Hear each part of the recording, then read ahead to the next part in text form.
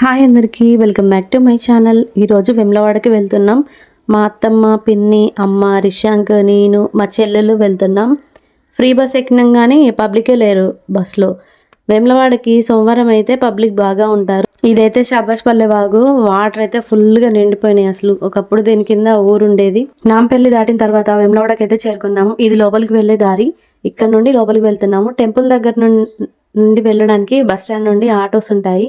Each పర్సన్కి అయితే 20 rupees తీసుకుంటారు. మెయిన్ టెంపుల్కి ఎంట్రీ లేదు, ఎందుకంటే కన్స్ట్రక్షన్ జరుగుతుంది లోపల. మేము టెంపుల్కి కూడా భీమన్నం గుడికి వెళ్ళినాం. ఇక్కడే దర్శనం దేవునిది. కానీ దర్శనం బాగా జరిగింది. అసలు మెయిన్ టెంపుల్లో కోడె మొక్కులు చెల్లించే వాళ్ళం కదా ఇది వరకు. ఇప్పుడు భీమన్నం గుడిలోనే చెల్లించుకుంటున్నారు. లోపలే ఆంజనేయ స్వామి టెంపుల్. అసలు మ్యాటర్ ఏంటంటే పబ్లిక్ లేకపోవడం వల్ల మాకు దర్శనం అయితే బాగా అయింది. భీమన్న గుళ్ళో ఇచ్చే పులిహోర ఉంటుంది చూడండి, అమృతం అంతే. కానీ మేము వెళ్ళే టైంకే అయిపోయిందంట. ఇంకా లడ్డూలు తీసుకున్నాం. ఇక్కడ కొబ్బరికాయలు కొట్టేసి అయితే కూర్చున్నాం. ఇక్కడ కాసేపు కూర్చున్న తర్వాత అయితే మళ్ళీ పోషమ్మ గుడి దగ్గరికి అయితే వెళ్ళాము. అక్కడ కూడా మళ్ళీ కన్స్ట్రక్షన్ జరుగుతుంది. ఇంకా దర్శనం అంతా అయిపోయిన తర్వాత కొంచెం షాపింగ్ అయితే చేసుకున్నాం.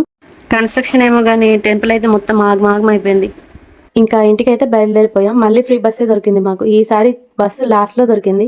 వచ్చేటప్పుడు ఎంత హుషారుగా ఉన్నామో, వెళ్ళేటప్పుడు అందరు పడుకుని పోయారు చూడండి. ఈ రోజుకైతే ఇంతే ముచ్చట. ఉంటా మరి, బాయ్.